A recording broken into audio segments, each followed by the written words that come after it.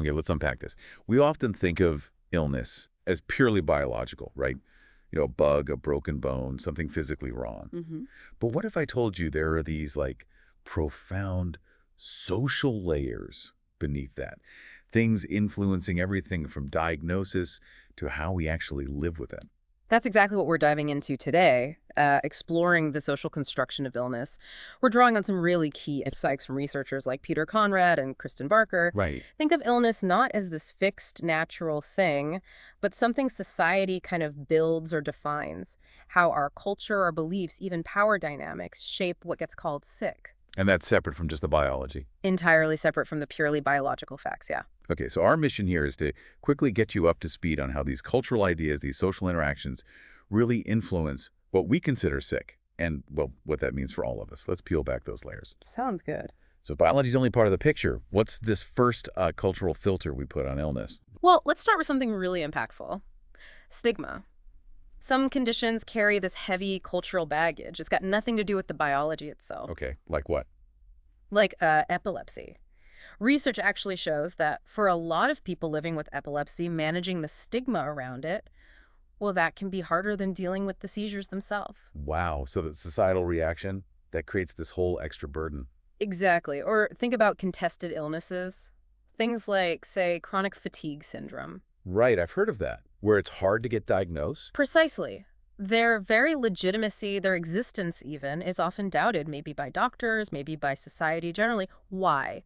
Because the symptoms aren't easily visible or measurable, you know? Oh, okay. And that extra burden, that suspicion, it's not biological, it's totally social. So this isn't just about, healthcare policy then. It's rethinking what healing even means. Hmm. It suggests sometimes the best medicine isn't biological, it's societal. It's about changing minds, not just body. That's a great way to put it. But the social layer goes deeper, right? Because the actual experience of being ill, that's personal, sure, but it's also shaped so much by other people. Oh, absolutely.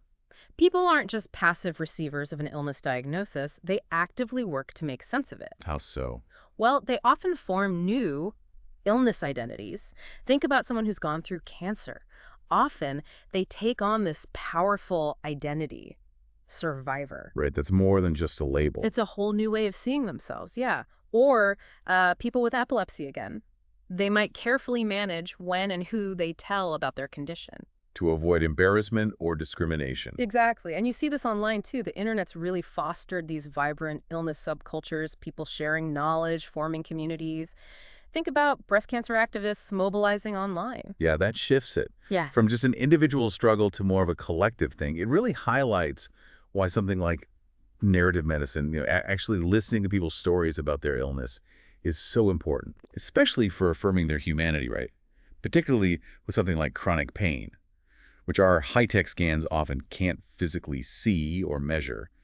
It helps focus on context, not just compliance. Well said. It values the lived experience. Okay, and finally, maybe the most surprising layer is that even medical knowledge itself isn't just this objective thing. It's constructed too. Yeah. And it can reflect social inequalities. Absolutely. That's a crucial point. Feminist scholars, for example, they've shown how medical talk about conditions like pregnancy or PMS can subtly reinforce societal ideas about gender roles. Interesting. Or consider the whole medicalization of everyday life. When normal life stuff, things that maybe weren't seen as medical problems before, suddenly become conditions needing a doctor or a drug. Like what? Give me an example. Okay, erectile dysfunction, ED, used to be called male impotence. Bit of a loaded term, right? Yeah. Then it gets renamed. And pharmaceutical companies really expanded the definition. They started promoting treatments not just for chronic issues, but almost as enhancement for a much broader audience. Right, so commercial interests can actually shape what we even define as a medical problem. Significantly. And if you follow that thought, well, it makes you ask, when we define a problem a certain way, who benefits? Okay, give me the obesity example again. Right. Is obesity mainly an individual medical issue needing, say, surgery? Or is it also a social problem, influenced by the food industry, access to healthy food, lifestyle factors? The way you define it totally changes the solution you look for. Exactly. The definition really dictates the policy response, the treatments, everything. Okay, so let's pull these threads together. What's the main takeaway here? Illness isn't just biology. Not at all.